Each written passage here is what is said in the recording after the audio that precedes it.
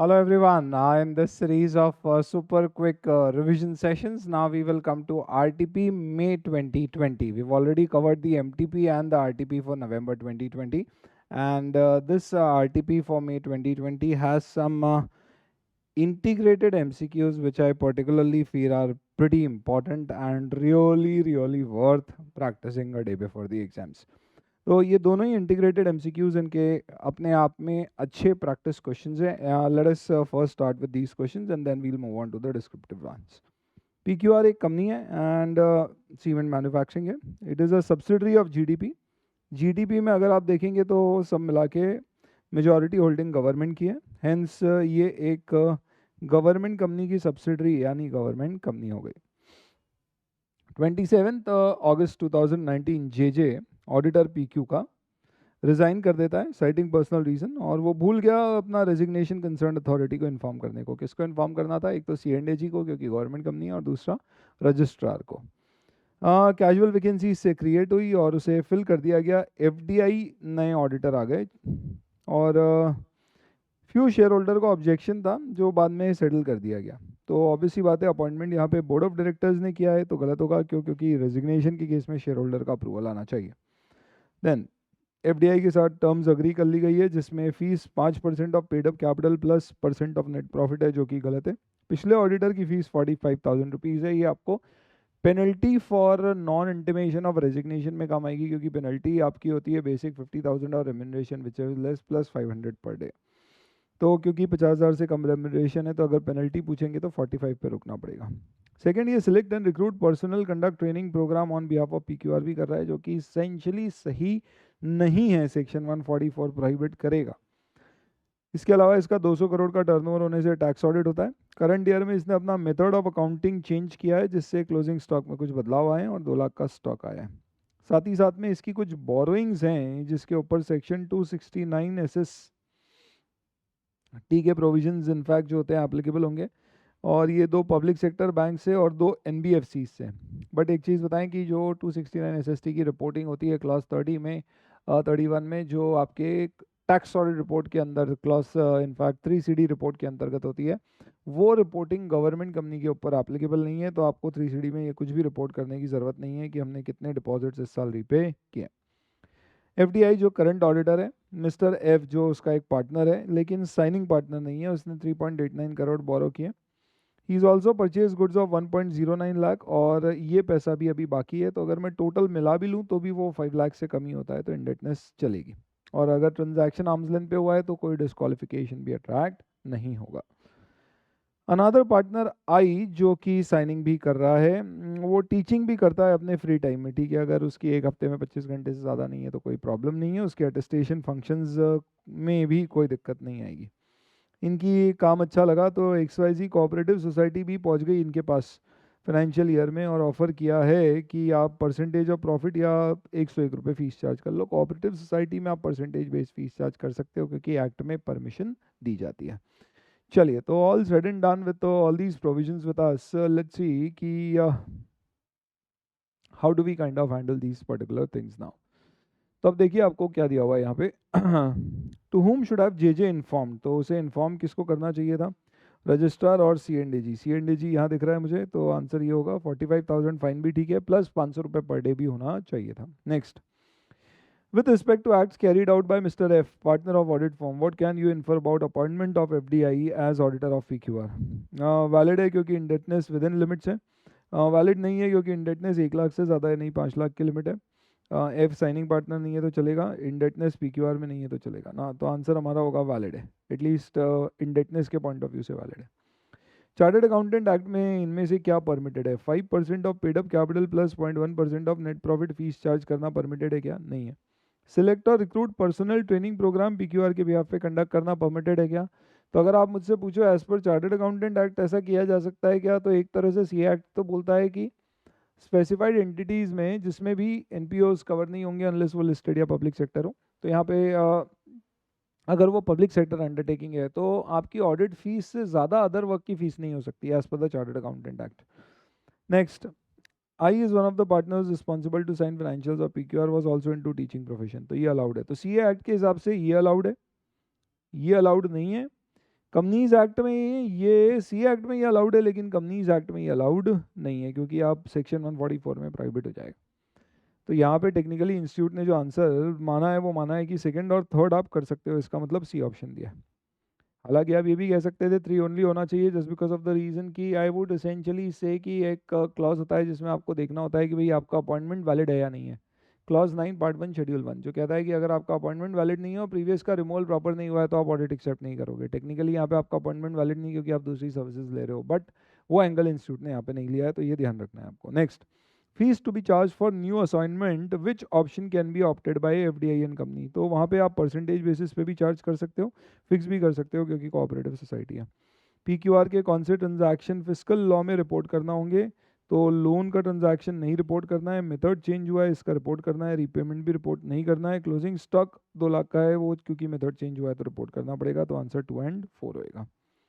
अगला integrated case scenario देखते हैं। This is also pretty decent good question. Question में क्या दिया गया है? सी एंड कंपनी, बढ़िया, चलो नाम से ही समझ में आ रहा है, चार्टर्ड अकाउंटेंट है, XYZ कंपनी के ऑडिटर अपॉइंट हुए। कंपनी को सेंट्रल गवर्नमेंट से लाइसेंस मिला है और कंपनी डिविडेंड नहीं बांटती है, यानी कि ये एक नॉट फॉर प्रॉफिट कंपनी है। इसका average annual profit 50 lakh estimated है। और 1920 के बारे में हमारे कुछ ऑब्जर्वेशन है। फिक्स एसेट कंपनी ने मेंटेन किए हैं 1.5 करोड़ के, पर इसके प्रॉपर रिकॉर्ड्स नहीं मेंटेन किए हैं। तो कारो एप्लीकेबल होगी क्या? तो क्योंकि ये नॉट फॉर प्रॉफिट कंपनी है तो कारो के पॉइंट सोचना भी मत लगेंगे ही नहीं। आगे, फिजिकल वेरिफिकेशन रेगुलर इंटरवल पे नहीं हुआ है तो वो हमारे ऑडिट पॉइंट ऑफ व्यू से एक एविडेंस मिसिंग होगा, बट कारो में रिपोर्ट नहीं होगा। ये बोल रहे थे कारो में इसे रिपोर्ट करना चाहिए, पर मैनेजमेंट ने बोला नहीं करना है और फिर सीए ने डिसाइड किया नहीं करना है, जो कि सही किया। आगे, ये ऑडिटर हैं एलएस और केडी बैंक के भी। एलएस के ऑडिट में there was a difference of opinion management और auditor with respect to some key audit matter. Listed bank होगी तो की ऑडिट मैटर लग रहा होगा। Effect of audit of significant transaction, high risk area assess by management expert, ये की audit matter नहीं हो सकता। सिग्निफिकेंट ऑडिटर जजमेंट जहाँ पे इन्वॉल्व है ये हो सकता है। During the audit of KD bank limited कुछ डिफरेंसेस इन ओपिनियन अराइज हुए with respect to contingent liability. इसके अलावा हमने देखा है 59 एग्रीकल्चर लोन जो स्टेट गवर्नमेंट के गारंटीड है 29 लाख के, ये मोर देन 2 इयर्स आउटस्टैंडिंग है, ये एनपी हो जाएंगे। अगर ये गवर्नमेंट ऑफ इंडिया के गारंटीड होते तो ये नॉट एनपी होंगे, क्योंकि सेंट्रल गवर्नमेंट की गारंटी अगर है तो जब तक हम उसे इन्वोक करें और वो रिवोक ना करें तब तक एनपीए क्लासीफाई नहीं होगा, भले इनकम कैश बेसिस पर रिकॉग्नाइज। 6 लोन है 3 each by government of India and government of Delhi, 25 lakh each यानी 75 के वर ओवरड्यू। तो इसमें जो 75 स्टेट गवर्नमेंट दिल्ली गवर्नमेंट के हैं वो एनपी हो जाएंगे। तो ये टोटल एनपी आपका कितना हो जाएगा? 75 और 29 104 लाख का। इसकी एफिशिएंट सर्विसेज सुन के जीएसटी असेसिंग ऑफिसर अप्रोच करता है और बोलता है सेक्शन 67 में इनपुट टैक्स क्रेडिट के गड़बड़ पे आप एक स्पेशल ऑडिट कर दीजिए। तो ये असेसिंग ऑफिसर के थ्रू नहीं हो सकता है, उसके पास पावर नहीं है।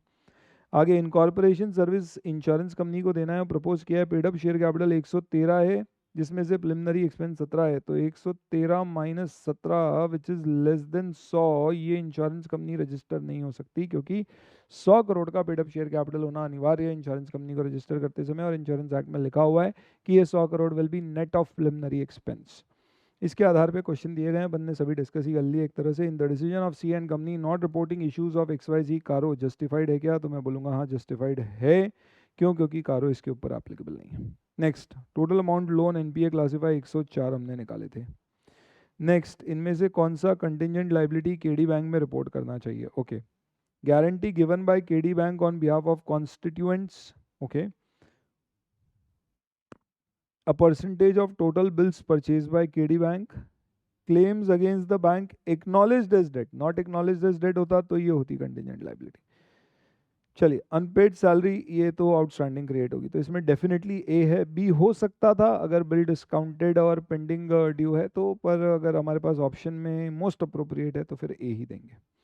क्या पॉसिबल रीज़न है स्पेशल ऑडिट 66 का नहीं एक्सेप्ट किया? वही कि असेसिंग ऑफिसर के पास पावर नहीं है, असिस्टेंट कमिश्नर कॉल अप करता है उसको। तो audit is applicable if turnover exceeds, नहीं, कॉस्ट अकाउंटेंट नहीं, assistant commissioner, okay. C and company क्या जस्टिफाइड है for not accepting incorporating service for RS general insurance company? हाँ, क्यों? क्योंकि उसकी minimum paid up share capital requirement excluding preliminary expense 100 crore होना चाहिए, जो कि नहीं है। Cool, that's about it. अब आते हैं अपन अपने डिस्क्रिप्टिव क्वेश्चन पे।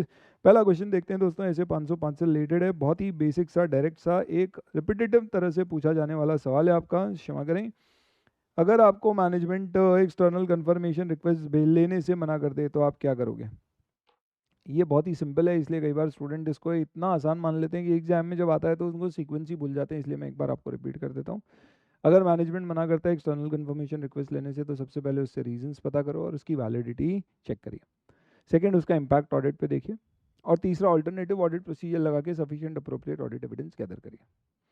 ए, अगर मैनेजमेंट के रीजन जस्टिफाइड नहीं है, या बी, अगर आप ऑल्टरनेटिव ऑडिट प्रोसीजर से सही ऑब्टेन नहीं कर सकते, तो रिपोर्ट पे आपका इसका क्या इम्पैक्ट होगा वो देख के ऐसे 705 के हिसाब से रिपोर्ट मॉडिफाई करने का सोचें। एग्जैक्टली ऐसे ही आंसर लिखना है। Next, RM private limited water bottle manufacture कर रहा है, टर्नओवर ईयर ऑन ईयर बढ़ रहा है, detail physical verification inventory property plant equipment का कराना है, inventory at the end of year 2.24 crore थी, लेकिन हम प्रेजेंट नहीं हो पाए, तो अब हम क्या करेंगे? ये केस है that it was auditor was unable to present, तो ऑल्टरनेटिव काउंट कंडक्ट कराएगा, वो काउंट को वो अटेंड करेगा, वहाँ पे अटेंड करते समय उसे क्या करना है, तो मैनेजमेंट से रिक्वेस्ट करके ऑल्टरनेटिव काउंट कराओ, वो अटेंड करिए। अटेंड करते समय हमें मैनेजमेंट के इंस्ट्रक्शंस देखना है, इन्वेंट्री काउंट को ऑब्जर्व करना है, खुद इन्वेंट्री इंस्पेक्ट करनी है और टेस्ट काउंट्स करने हैं और कंपेरिजन करना है एक्चुअल काउंट का फिजिकल काउंट से। इसके ये वाला पॉइंट अगर क्वेश्चन 4 मार्क का है तो स्किप कर सकते हो, अदरवाइज लिख देना। इसके अलावा आपको, क्योंकि ये अकाउंट 31 मार्च के बाद हुआ है, तो इस दौरान के इंटरिम पीरियड के ट्रांजैक्शंस को डिटेल में वेरीफाई करना पड़ेगा। और आखिरी, अगर आपको फिजिकल वेरिफिकेशन और बुक्स में डिस्क्रिपेंसी मिलती है, तो देन इन दैट केस उन डिस्क्रिपेंसीज को बुक्स में कैसे डील किया है वो चेक करना पड़ेगा। ये इतना सब कुछ लिखना है ना। पीएम एक प्रैक्टिसिंग चार्टर्ड अकाउंटेंट है, has been appointed as auditor of Truth private limited.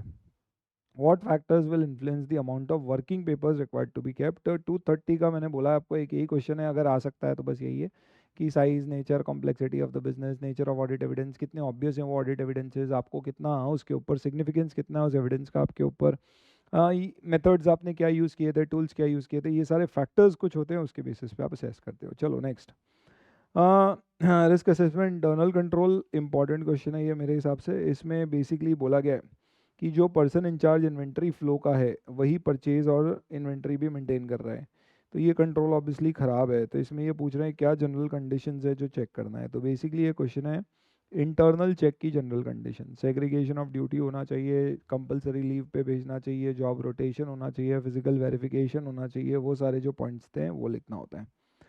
चलिए, कंपनी ऑडिट बैलेंस शीट आपको शेड्यूल 3 की दी हुई है, इसमें क्या क्या गलतियां हैं ये आपको बताना है। सबसे पहले इक्विटी और लाइबिलिटी, तो हम मान रहे हैं ये एज बेस्ड फॉर्मेट है, तो ठीक है, क्योंकि इंडिया इसमें पहले एसेट्स आते हैं। इसमें पहले शेयर होल्डर फंड एक आना चाहिए था, फिर share capital, reserve and surplus. Employee stock option अलग से नहीं आएगा, रिजर्व एंड सरप्लस के अंदर आएगा। Share application money refundable current liabilities के अंदर शो होगा। Non current liability, deferred tax liability, कोई डेफर्ड टैक्स असेट है तो उससे सेट ऑफ करके नेट अमाउंट बताया जाएगा, अगर नेट असेट है तो असेट में, नहीं तो लाइबिलिटी में। करंट लाइबिलिटी ट्रेड पेबल में माइक्रो और स्मॉल एंटरप्राइज का और अदर्स का अलग अलग आपको फेस पे अब बताना पड़ता है। फिक्स असेट नहीं, पीपी कहना, उसके अंदर टेंजिबल और CWIP आएगा। कैपिटल एडवांस CWIP में नहीं आता है, इसको अदर नॉन करंट एसेट्स में शो करना होता है। ट्रेड रिसीवेबल्स ठीक है, डिफर्ड टैक्स बता दिया। ये डेबिट बैलेंस आपका रिजर्व्स एंड सरप्लस में माइनस करके आपको शो करना होगा। इतनी सारी गलतियां देखते देखते निकाल दी अपन ने, बढ़िया। चलिए, तो क्विकली सुन लिया, आप कभी एग्जाम में क्वेश्चन आया तो आपको एकदम क्लिक करेगा। आंसर में क्या लिखना है आपको, एक एक करके पॉइंट में लिखना पड़ता है, ये गलतियां, आप थोड़ा सजेस्टेड आंसर देख लीजिएगा। Auditor modifies audit opinion shall use the heading qualified adverse disclaimer opinion as appropriate. ठीक है, as an expert you are required to brief special consideration required for expressing, report express करते समय क्या लिखना है, तो ध्यान रखो, मैं क्विकली आपको बता रहा हूँ qualified opinion में क्या लिखते हैं। except or subject to the impact of the matters given under the basis of a qualified opinion paragraph we give a true and fair view on the financial statements। अब एक चीज़ यहाँ पे ध्यान रखना, आपको यहाँ पे जब ओपिनियन या अपना सजेशन देना है तो क्वालिफाइड ओपिनियन में दो चीज़ें बतानी है। मिसस्टेटमेंट के कारण हम बोलेंगे एक्सेप्ट ड्यू टू और subject to the impact of qualifications as given under the basis of qualified opinion paragraph. अगर मिसस्टेटमेंट नहीं है, लिमिटेशन है, तो हम बोलेंगे except due to possible effects of, क्योंकि हमें लिमिटेशन में बतानी है कि कितनी गलती हुई है, तो पॉसिबल इफेक्ट्स ऑफ, और फिर ट्रू एंड फेयर व्यू दे देंगे। तो एक मिसस्टेटमेंट के कारण आपको बताना है और दूसरा लिमिटेशन के कारण है तो बताना है।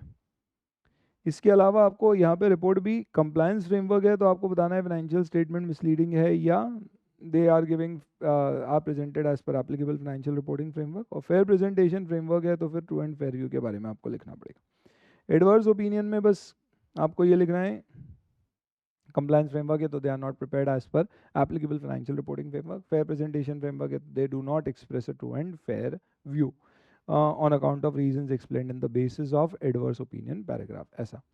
और डिस्क्लेमर ऑफ ओपिनियन में भी आपको दोनों में बताना है, कंप्लायंस फ्रेमवर्क और फेयर प्रेजेंटेशन फ्रेमवर्क में रिस्पेक्टिवली आप लिखोगे कि we fail to express an opinion. यहाँ पे एक पॉइंट और लिखना पड़ेगा कि instead of mentioning we have audited we will write we were engaged to audit. और एक पॉइंट और लिखना होगा कि अगर की ऑडिट मैटर कोई कंपनी पे एप्लीकेबल है तो आप नहीं दोगे, क्योंकि अगर डिस्क्लेमर है तो की ऑडिट मैटर नहीं दिया जाता अनलेस लॉ की रिक्वायरमेंट हो तो। Sufficient appropriate audit evidence auditor obtain नहीं कर पाए, इनेबिलिटी हुई due to circumstances beyond the control, nature timing of work और लिमिटेशन बाय मैनेजमेंट। 705 है। एग्जाम्पल, बियॉन्ड द कंट्रोल, आग लग गई, चोरी हो गए, सीज कर ली इनकम टैक्स डिपार्टमेंट ने। दो एग्जाम्पल दे देना। नेचर और एक्सटेंट ऑफ वर्क, ऑडिटर को अपॉइंट बाद में किया गया और इन्वेंट्री का वेरिफिकेशन पहले ही हो चुका है। क्वांटम बहुत ज़्यादा है, इनफैक्ट लोकेशंस बहुत ज़्यादा है, तो एक साथ सब जगह हम वेरिफिकेशन नहीं कर पाए, ये एक एग्जाम्पल हो सकता है। इम्पोज बाय मैनेजमेंट, मैनेजमेंट कोई डेटा नहीं दे रहा है, डेटा छुपा रहा है। लीगल रिप्रेजेंटेटिव हमारे ट्रेड रिसीवेबल से एक्सटर्नल कंफर्मेशन नहीं लेने दे रहा है, लीगल एडवाइजर से मिलने नहीं दे रहा है, ये अच्छे एग्जाम्पल्स हो सकते हैं। Bank insurance company good Samaritan bank 31 मार्च 2009, कोई रिकवरी 18 महीने से नहीं हुई है, लेकिन सेंट्रल गवर्नमेंट द्वारा गारंटीड है। कई बार पूछते हैं सेंट्रल गवर्नमेंट, इसलिए मेरे हिसाब से ये इंपॉर्टेंट है। तो आप बोलोगे एनपीए क्लासीफाई नहीं होगा, कैश बेसिस पे इनकम रिकॉग्नाइज होगी, लेकिन अगर स्टेट गवर्नमेंट द्वारा गारंटीड होता तो नॉर्मल गारंटीड एडवांस जैसा होता, यानी कि एनपीए क्लासीफाई हो जाता।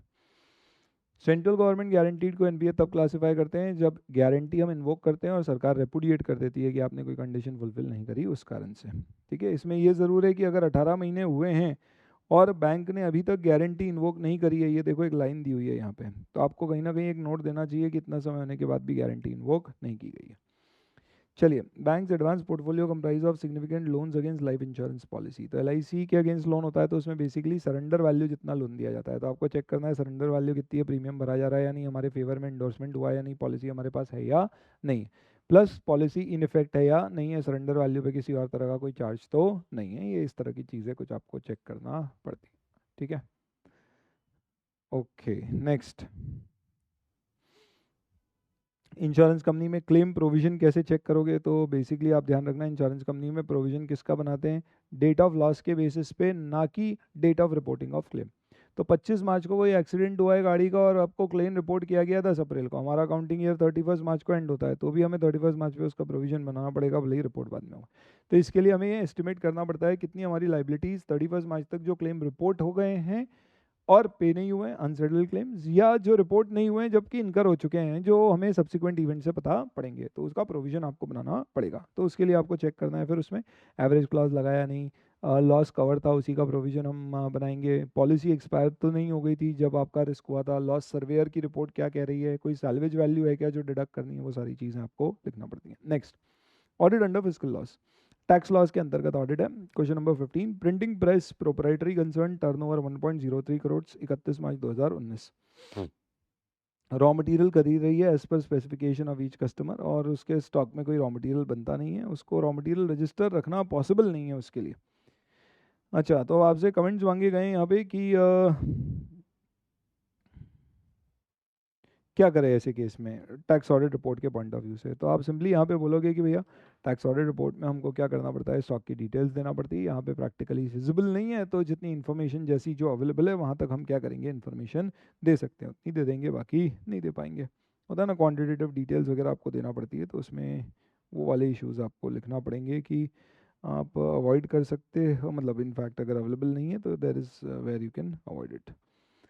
नेक्स्ट, जीएसटी से रिलेटेड है, टर्नओवर 2 करोड़ से ज़्यादा है, सीए फर्म को ऑडिटर अपॉइंट किया गया है, जीएसटीआर 3 भी फाइल नहीं हुआ है, 1 भी फाइल नहीं हुआ है, तो क्या एडवाइस क्लाइंट को करना चाहिए। तो हम बोलेंगे भैया आप पहले फाइल कर दो फिर ही हम ऑडिट करेंगे, क्योंकि रिकन्सिलिएशन वगैरह तभी हो पाएगा, इस तरह का ही बस लिया हुआ है।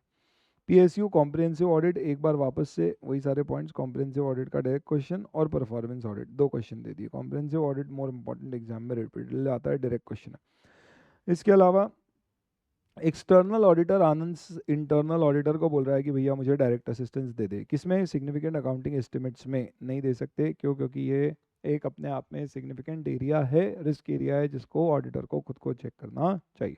असेसिंग रिस्क ऑफ मटेरियल में स्टेटमेंट नहीं चलेगा। तो क्या दिया जा सकता है इन मैटर्स से रिलेटेड? तो हम बोलेंगे नहीं। एक्सटर्नल कंफर्मेशन प्रोसीजर से रिलेटेड ले सकते हैं क्या? हाँ, वो अलाउड है, इसे 610 के अंतर्गत है। नेक्स्ट वही वाला वापस से देखो, मैं बोल रहा हूँ आपको, बैंक ने टर्म लोन के लिए आपको अपॉइंट किया है कि आप इन्वेस्टिगेशन करो, तो आप इन्वेस्टिगेशन में क्या चेक करोगे? तो थरो इन्वेस्टिगेशन करना है आपको और रिपोर्ट देनी है। तो यहाँ पे असेट रिलेटेड नहीं मांगा है, जैसा कि पिछले एमटीपी आरटीपी में अपन ने देखा था, तीनों जगह आया ये क्वेश्चन। तो आपको सब लिखना पड़ेगा, हिस्ट्री, रेशियोज, असेट लाइबिलिटी की जो चेकिंग होती है, जिसका मैंने आपको ड्रोन चार्ट भी शो किया था कि वो आपको कैसे बताना होता है। चलिए, ड्रोन चार्ट कहाँ पे था? ये खुला हुआ ही है। इन्वेस्टिगेशन, ये वाला aspect, bank proposing to give loan to a company, investigation, information लो, रेशियोज चेक कर लिए, और ये एसेट्स लाइबिलिटी के सारे मैटर्स चेक करिए। इतनी बार रिपीट हो गया है क्वेश्चन, या खुदा। नेक्स्ट, कोड ऑफ एथिक्स से रिलेटेड क्वेश्चन है। टेंडर पे रिस्पॉन्ड किया है, कोई मिनिमम फीस नहीं है, काम एक्सक्लूसिव टू सीए था, उसको गिल्टी मान लिया जाएगा। क्यों? क्योंकि साफ साफ बोला गया एक्सक्लूसिव टू सीए है, तो जब तक मिनिमम ऑडिट फीस नहीं हो आप एक्सेप्ट नहीं करोगे। क्लॉज 6 लग जाएगा यहाँ पे, पार्ट 1 शेड्यूल 1 का। चलिए, सीए प्रेम सीएन प्रैक्टिस है, डेट रिकवरी सर्विसेज के लिए उसको 2% फीस देने को बोला गया है। क्लॉज 10 कंटिजेंट फीस मना करता है, एक्सेप्शन में डेट रिकवरी सर्विस देता है। हालांकि एथिकल स्टैंडर्ड बोर्ड ने बोला है डेट रिकवरी सर्विसेज आप परसेंटेज बेसिस पे फीस नहीं ले सकते। इनफैक्ट आप बैंकिंग सेक्टर के अलावा कहीं रिकवरी कंसल्टेंट भी नहीं बन सकते हो। यहाँ पे देखा जाए तो उसने डेट रिकवरी की सेवाएं दे दी है और परसेंटेज बेसिस पे फीस चार्ज किया, और इंस्टीट्यूट ने यहाँ पे आंसर दिया है नॉट गिल्टी। इसलिए मैं बड़ा चिंतित हूँ और उम्मीद करता हूँ ये सवाल एग्जाम में ना आ जाए। क्यों? क्योंकि इंस्टीट्यूट ने यहाँ पे बोला है नॉट गिल्टी, किसमें? इस आरटीपी के आंसर में। जबकि अगर आप एथिकल स्टैंडर्ड बोर्ड के आईसीआई की साइट पे चेक करोगे तो वहाँ पे कुछ और दिया हुआ है।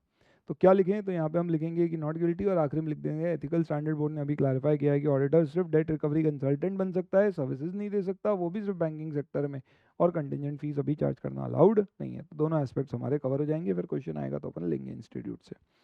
डेवलप किया आपने एक वेबसाइट को abz.com, वो ठीक है। पुश टेक्नोलॉजी पे चल रही है, ये नहीं चलेगा। पार्टनर का नाम दिया है, ठीक है। क्लाइंट का नाम डिस्प्ले किया है, ये सही नहीं है। जब तक कोई लॉ की रिक्वायरमेंट नहीं है, क्लाइंट का नाम नहीं दे सकते। चलिए, सीए ने एक दूसरे सीए का नाम बिना उसकी परमिशन के इंक्लूड कर दिया, और एक टेंडर में जो इंस्टीट्यूट के पास जाने की जानकारी जा रही थी उसमें डाल दिया। तो क्लॉज 3 शेड्यूल 2 पार्ट 2 के अंतर्गत knowingly provides false information to the council institute के अंतर्गत गिल्टी मान लिए जाएंगे। तो ये यहाँ पे भी गिल्टी हो गए। पीयर रिव्यू का स्कोप, डायरेक्ट है क्वेश्चन। मैंडेटरी रिव्यू एरिया और 6 एरियाज आपको चेक करना पड़ते हैं ऑडिट कमेटी को compulsorily. Management discussion, analysis report, internal control की वीकनेस को इंटरनल ऑडिटर ने रिपोर्ट की है, चीफ इंटरनल ऑडिटर का अपॉइंटमेंट, स्टैट्यूटरी ऑडिटर के कमेंट्स जो हैं उसके इंटरनल ऑडिट्स और वीकनेसेस के ऊपर वो उसको असेस करना पड़ते हैं। रिलेटेड पार्टी ट्रांजैक्शंस चेक करना पड़ते हैं। ऐसे आपके 6 पॉइंट्स हैं जो आपको कंपल्सरली मैंडेटरली रिव्यू करना पड़ेंगे।